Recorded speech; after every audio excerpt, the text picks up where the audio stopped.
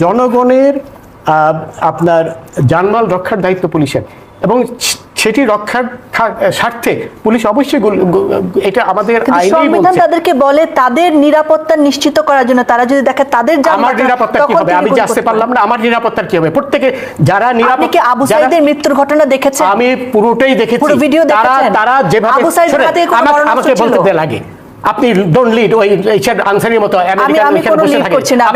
আমি পুরোটা দেখেছি, তারা যেভাবে সশস্ত্র হয়ে আক্রমণ করেছে, সেখানে পুলিশের অবশ্যই দায়িত্ব ছিল সেই সশস্ত্র আক্রমণ রোধ করার, বুঝলেন? এটা পুলিশের আইনি দায়িত্ব। আমাদের পেনাল কোড বলেন, আমাদের সিআরপিসি বলেন, সেই পুলিশকে সেই ক্ষমতা দিয়েছে, কারণ পুলিশের দায়িত্ব, অন্যতম দায়িত্ব হচ্ছে আবু সাঈদের হাতে অস্ত্র ছিল, অবশ্যই ছিল।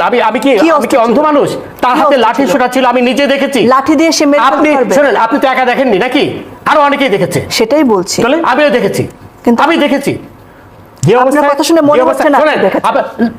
ডোন্ট প্লিজ এই ধরনের রাবিশ কথা বলবেন না আমার সাথে, রাবিশ কথা বলবেন না। আমিও দেখেছি। উত্তেজিত হবে আপনি আমাকে উত্তেজিত করছেন। আপনি তো তাদেরই পক্ষের লোক বলে মনে হচ্ছে। আমি অবশ্যই আপনি তাদের পক্ষে কথা শোনেন। এই যে সবুজ মিয়া মারা গেল ছাত্রলীগের, তাকে কে মারলো? সেটা তদন্ত হবে না, তদন্ত হবে তো, ওইটা সাঈদেরও তো তদন্ত হবে, সবই তো তদন্ত হবে। সাঈদকে মেরেছে সেটা দেখা যাচ্ছে, আমি তো দেখেছি। আপনি আমাকে বোঝানোর চেষ্টা করছেন যে আমি দেখিনি নাকি? এই ধরনের রাবিশ কথা আমার সাথে বলবেন না, রাবিশ কথা বলবেন না। আমি কিচ্ছু রাবিশ বলছি না। অবশ্যই রাবিশ কথা বলছেন না, অবশ্যই রাবিশ কথা বলছেন।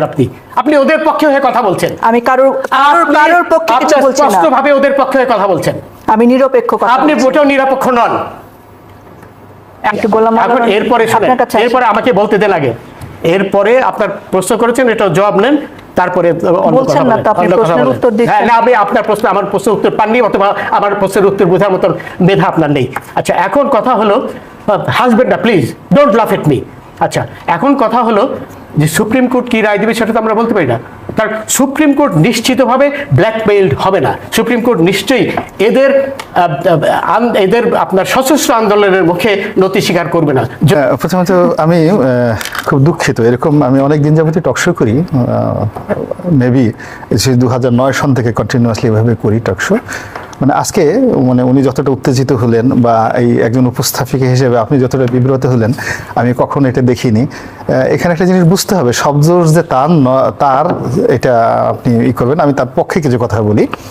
ফার্স্ট থিং হলো যে he is representing Awami League, এবং আওয়ামী লীগের আজকের যে ভগ্নদশা, এই ভগ্নদশার জন্য আওয়ামী লীগের যারা সত্যিকার অর্থে বোনাফাইড সাপোর্টার, বেনিভোলেন্ট যাকে বলা হয়, অ্যাক্টিভিস্ট যারা আছে, তাদের সবার মনে কিন্তু দুঃখ, অনেক কষ্টের দুঃখ।